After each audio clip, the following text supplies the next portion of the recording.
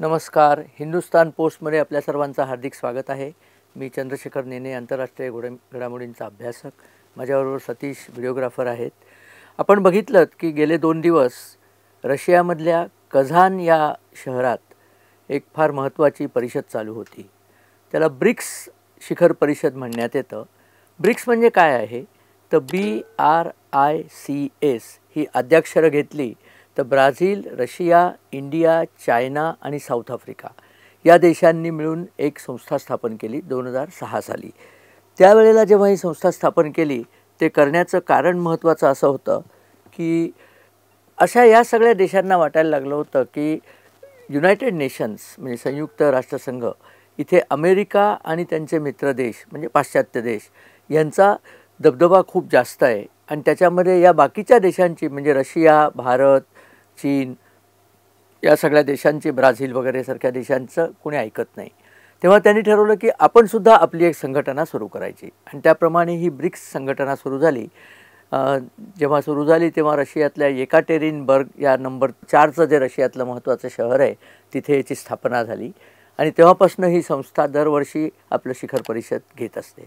ही 16वी शिखर परिषद होती आणि मुख्य जरी हे लिहिलेलं नसलं कुठे तरी मुख्य अमेरिकेचा जो वाढता प्रभाव सगळ्या देशात आहे त्या प्रभावाला कसं तोंड देता येईल. म्हणजे काय होतं की अमेरिका त्यांना करायचं तेच करते आणि बाकीच्या देशांना काही चॉईस राहत नाही.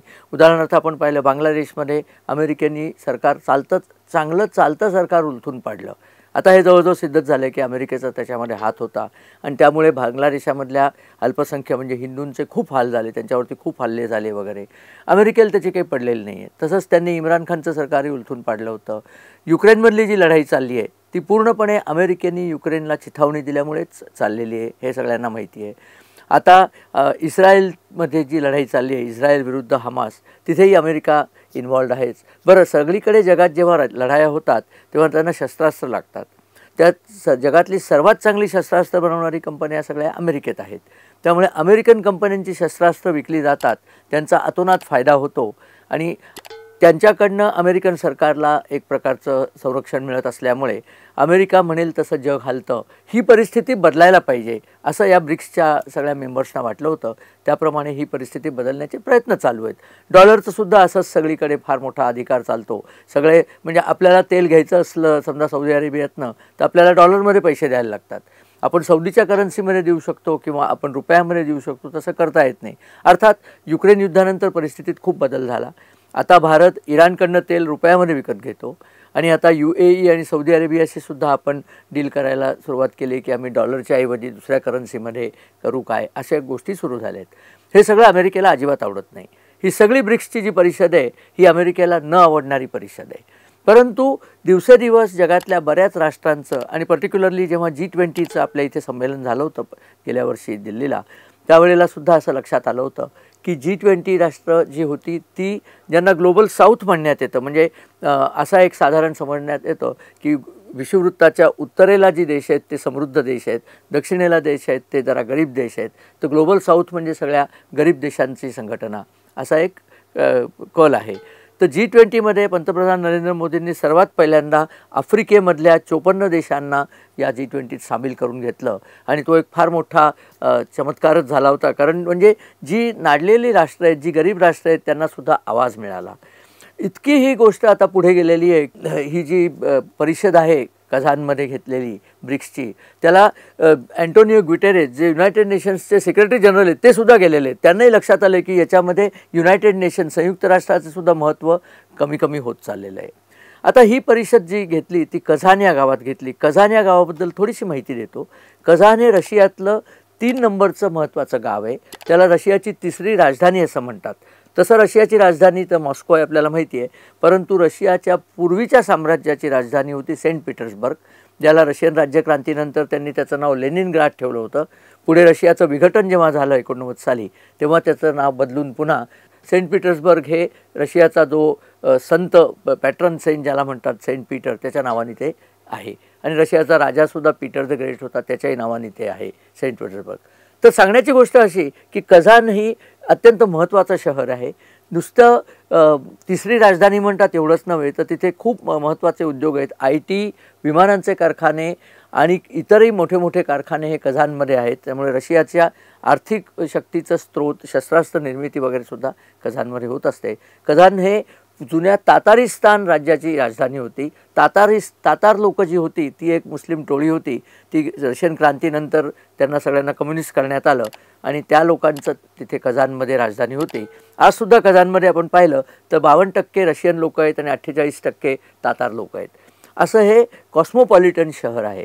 अशा ठिकाणी ही परिषद होती. हे फार महत्त्वाचं आहे, कारण रशियाला दाखवायचं आहे की आम्ही सर्वांशी मिळून मिसळून वागण्याचा प्रयत्न करतो आहे. आता या परिषदेचं महत्त्वाची गोष्ट काय झाली तर या परिषदेत 5 वर्षाच्या अंतराळानंतर पंतप्रधान नरेंद्र मोदी आणि शी जिनपिंग चीनचे सर्वेसर्वा यांची प्रत्यक्ष भेट झाली. त्याच्यामध्ये बऱ्याचशा गोष्टी होऊन गेल्या होत्या. गालवानचा प्रकार झाला होता, आपल्याला माहितीच आहे. गालवानमध्ये चीननी घुसखोरी करण्याचा प्रयत्न केला. त्याला भारताच्या जवानांनी चोख प्रत्युत्तर करून अनेक चीनी लोकांना तिथे यमसदनाला पाठवलं. आपले कर्नल बाबू आणि त्यांचे 20 शूर सैनिक यांचं बलिदान आपल्याला विसरता येत नाही. अशा गालवाननंतर आता पहिल्यांदा म्हणजे या परिषदेच्या 2 दिवस आधी भारत आणि चीन यांच्या सैन्य दलाच्या ज्यासारख्या भेटी होत होत्या लडाखच्या गालवानच्या जवळच्या भागाकरता, तर त्याच्यात निर्णय झाला की आता 2020 सालच्या आधी जसं आपण पहारे द्यायचो, लाईन ऑफ ॲक्च्युअल कंट्रोल म्हणजे प्रत्यक्ष नियंत्रण रेषेच्या दोन्ही बाजूला सैन्य मागे जातील आणि 2020च्या पूर्वीची स्थिती येईल. इथे मला थोडंसं सांगायचं आहे, ही प्रत्यक्ष नियंत्रण रेषा म्हणजे भारत आणि चीन याच्यातला जो सीमा भाग आहे तो वादग्रस्त आहे. भारत म्हणतो की चीननी आमचा भूभाग बळकावलेला आहे आणि चीननी 62 साली पंडित नेहरूंच्या भोळसट वृत्तीचा परिणाम म्हणून चीननी भारतावर हल्ला करून भारतावरती विजय मिळवलेला होता. आपला अतिशय वाईट रीतीने पराभव झाला होता आणि तेव्हापासून चीननी जो भूभाग व्यापून ठेवला आहे तो ते अजून मोकळा करत नाही आहेत. तर त्यातला बराचसा भूभाग हा लडाख भागामध्ये आहे. तर या लडाख भागामध्येच ही प्रत्यक्ष नियंत्रण रेषा आहे. तशीच ती रेषा एकूण 3488 किलोमीटर लांब रेषा आहे बरं का. आणि ही काही रेघ मारलेली नाही आहे. साधारण असं म्हटलं जातं की या भागाच्या उजवीकडे म्हणजे उत्तरेला चीन आहे, दक्षिणेला भारत आहे आणि ते उत्तर आणि दक्षिण सारखे बदलत असतात. तर कोणी तिथे पहारे द्यायचे याच्यावरती वाद असायचा. आता असं ठरलेलं आहे की 2020च्या पूर्वी जसे वादातीत पहारे होते तसेच आता करणार आहेत. म्हणजे काय करतात की पहारे देताना ठरवतात की बुधवारी जर गस्त घालायला चीनी सैनिक येतील तर गुरुवारी भारतीय सैनिक जातील. म्हणजे एकमेकांच्या ते समोर आले नाही म्हणजे भांडणाचा विशेष तिथे परिणाम होत नाही. ही पहिली पायरी असते.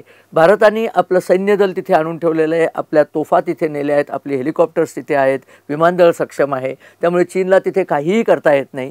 चीनने किती बडबड केली तरी चीनला माहिती आहे की भारत आपल्याला इथनं जराही हलू देणार नाही. त्यामुळे चीनने आता ही माघार घेतलेली आहे. त्याचं दुसरं एक कारण आहे, चीनची स्वतःची आर्थिक स्थिती सध्या फार वाईट झालेली आहे. चीनची जी प्रचंड मोठी प्रगती आहे ती कर्ज काढून झालेली आहे. म्हणजे कर्ज ते GDP रेशो चीनचा खूप जास्त आहे. याचा अर्थ असा की चीन हा आर्थिकदृष्ट्या फारसा सक्षम देश नाही. सध्या तर त्यांचा वाढीचा वेगसुद्धा मंदावलेला आहे. त्यामुळे शी जिनपिंगना सुद्धा तिथे इतकं सैन्य ठेवणं परवडत नव्हतं. त्यामुळे त्यांनी मागे घेतलेलं आहे. आणि पंतप्रधान मोदी आणि शी जिनपिंग यांच्यात जी चर्चा झाली त्यात पुढे असंही ठरलं आहे की इथून पुढे आपण मित्रत्वाचे संबंध ठेवूया. आपले जे काही बॉर्डर डिस्प्यूट असतील, जे काही सीमावाद असतील ते आपण सामोपचाराने सोडवूया आणि प्रत्यक्ष लढाईला आपण इथे तोंड देता कामा नये. इतरही अनेक गोष्टी झाल्यात, सगळ्या काही गोष्टी बाहेर येत नाहीत. परंतु इथे मला एक गोष्ट सांगावीशी वाटते की चीन हा विश्वासार्ह देश नाही. करारावरती त्यांनी काही लिहिलं तरी त्यांना वागायचं तसंच ते वागतात. भारताचं सुद्धा तेच केलं पाहिजे. करार लिहायचा आणि वेळ पडेल तेव्हा तो फाडून आपल्याला पाहिजे त्या गोष्टी करायच्या. आणि आता भारत हा समर्थ भारत आहे. आधीचा काँग्रेसच्या काळामधला अत्यंत दुर्बळ करून ठेवलेला भारत तो नाही आहे. आणि भोळसट नेहरू टाईपचं नेतृत्वही भारतात नाही आहे. नरेंद्र मोदींचं सक्षम नेतृत्व आहे. आता ही जी भेट झाली ना, या भेटीवरती विरोधी पक्ष, ज्याचा सध्या विरोधी पक्ष नेता राहुल गांधी आहे, त्यांनी खूप आकांतांडव केलं. त्यांनी सांगितलं की चीननी घुसखोरी केलेली आहे, भारताच्या भूभागात चीन घुसलेला आहे वगैरे. हे काही नाही आहे. खरी चीनची घुसखोरी आहे ती विरोधी पक्षात आणि काँग्रेस पक्षात झालेली आहे. कारण आपल्याला आठवत असेल की 84 साली 84 नाही त्याच्यानंतर राहुल गांधी, सोनिया गांधी, प्रियंका वड्रा आणि श्रीयुत वड्रा हे सहकुटुंब चीनला पेकिंगला गेले होते आणि तिथे काँग्रेस पार्टीने चीनी कम्युनिस्ट पक्षाबरोबर एक समझोता केला आहे, एक करार केला जो 200 कलमांचा करार आहे. काय आहे त्या करारात कोणी सांगत नाही. गप्प बसायचं, बोलायचं नाही त्या कराराबद्दल. तुम्ही कुठल्याही काँग्रेसीला विचारा की तुम्ही करार केला आहे त्याच्यामध्ये काय कलमं होती. नाही असं झालं तसं झालं असं काहीतरी ते सांगत राहतात. खरी घुसखोरी झाली आहे ती चीनची काँग्रेस पक्षात घुसखोरी झालेली आहे आणि त्यामुळे चीनच्या विरुद्ध काहीही पावलं घेतली की काँग्रेस पक्ष आकांतांडव करायला सुरुवात करतो आणि खोटं सांगायला सुरुवात करतो की चीन आपल्या देशात घुसला वगैरे. तसं काही झालेलं नाही आहे. उलट आता तर चीनही मागे सरकला आहे, आपणही मागे सरकलो आहे. चीनच्या सीमेवरती आपल्याला जे सैन्य ठेवायला लागतं त्याच्यात थोडी कपात करणंसुद्धा आपल्याला शक्य आहे. हा या ब्रिक्स परिषदेचा एक महत्त्वाचा फायदा झाला आहे. दुसरा ब्रिक्स परिषदेचा फायदा असा आहे की रशिया युक्रेन युद्ध हे युद्धसुद्धा थांबण्याकरता भारताने मदत करावी असं पुटिन यांनी म्हटलेलं आहे. तसंच इस्रायलचं जे युद्ध आहे ते युद्ध आणि तिथे इराणसुद्धा गुंतलेलं आहे. या परिषदेला तुम्हाला महत्त्वाचं सांगायचं म्हणजे बाकीच्या काही राष्ट्रांनी ब्रिक्स जॉईन करायची इच्छा दर्शवली होती आणि त्याप्रमाणे इराणला, इजिप्तला, आणखीन इथिओपिया, सौदी अरेबिया आणि संयुक्त अरब अमिरात या सगळ्या देशांना ब्रिक्समध्ये प्रवेश देण्यात आला आहे. बघा कोणाकोणाला प्रवेश दिला आहे. हे सगळे सौदी अरेबिया, संयुक्त अरब अमिराती म्हणजे दुबई, अबुधाबी हे देश, आणखीन इराण हे सगळे तेलसंपन्न देश आहेत. रशिया स्वतः तेलसंपन्न देश आहे. त्यामुळे जगाचं तेल उत्पादन करणाऱ्या प्रमुख देशांची मंडळी आता या ब्रिक्समध्ये जॉईन झालेली आहेत. त्यामुळे एनर्जी या सगळ्या ब्रिक्सच्या लोकांना सहजी मिळावी हा एक भाग आहे. ब्राझील हा देशामध्ये प्रचंड नैसर्गिक संपदा आहे, रबर आहे आणि इतरही अनेक गोष्टी आहेत. ब्राझीलही या ब्रिक्सचा मेंबर आहे. साऊथ आफ्रिकेमध्ये तर हिरे आणि सोन्याचं भंडारच आहे. त्यामुळे ब्रिक्स आता ही दिवसेदिवस अमेरिकेपेक्षा सबळ आर्थिक सत्ता होत चाललेली आहे आणि त्याचं प्रतीक म्हणजे ब्रिक्सची स्वतःची एक बँक आहे, नॅशनल डेव्हलपमेंट बँक असं त्याला म्हणतात. 2015 साली या बँकेची स्थापना झाली. त्याचे पहिले चेअरमन भारतीय के.व्ही. कामत होते, जे ICICIचे पूर्वी ज्यांनी ICICI स्थापन केली होती ते पहिले 5 वर्षे त्याचे चेअरमन होते. ही संस्था शांघाय इथे स्थित आहे आणि ब्रिक्सच्या मेंबर्सना $100 अब्ज कर्ज देण्याची शक्ती या संस्थेकडे, $100 अब्ज या संस्थेचं कॅपिटल तयार झालेलं आहे. तेव्हा डॉलरला प्रत्युत्तर देण्याकरता अनेक गोष्टी सध्या ज्या चालल्या आहेत त्याच्यातलाही ब्रिक्सचा भाग आहे. या ब्रिक्सच्या संपूर्ण संमेलनातलं एक चित्र सध्या सगळ्या जगभर व्हायरल झालेलं आहे. त्याच्यामध्ये पुटिन समोर उभे आहेत. पुटिनच्या डाव्या बाजूला नरेंद्र मोदी आहेत, उजव्या बाजूला शी जिनपिंग आहेत आणि पुटिन असं बोट करून काहीतरी दाखवत आहेत. त्याच्यावरती लोकांच्या कमेंट अशा आहेत की पुटिन बोट करून दाखवत आहेत ते पहा अमेरिकेची कशी आपण भंबेरी उडवली आहे, ब्रिक्स आपण एकत्र झालो आहे त्यामुळे अमेरिकेला कसा प्रॉब्लेम झाला आहे असं ते चित्र आहे. आपल्याला ते चित्र याच्यात दिसेल. तर सांगण्याची गोष्ट म्हणजे प्रत्यक्षात अमेरिकेची भंबेरी उडेल की नाही हा मुद्दा वेगळा आहे, परंतु अमेरिकेच्या विरोधात असलेले देश आणि अमेरिकेपेक्षाही काही बाबतीत सक्षम असलेले देश एकत्र झालेत ही भारताकरता फार महत्त्वाची गोष्ट आहे. आणि या परिषदेत पंतप्रधान नरेंद्र मोदींना जो बहुमान मिळाला तो अभूतपूर्व असा होता. पुटिननी मोदींची नुसतं हस्तांदोलन केलं नाही, त्यांना मिठी मारली, त्यांची मैत्री अधोरेखित केली आणि भारताचं महत्त्व जगाच्या राजकीय पटलावरती किती वरती गेलेलं आहे त्याचं एक आपल्याला उदाहरण पाहायचं असलं तर ब्रिक्स शिखर संमेलन पाहायला पाहिजे.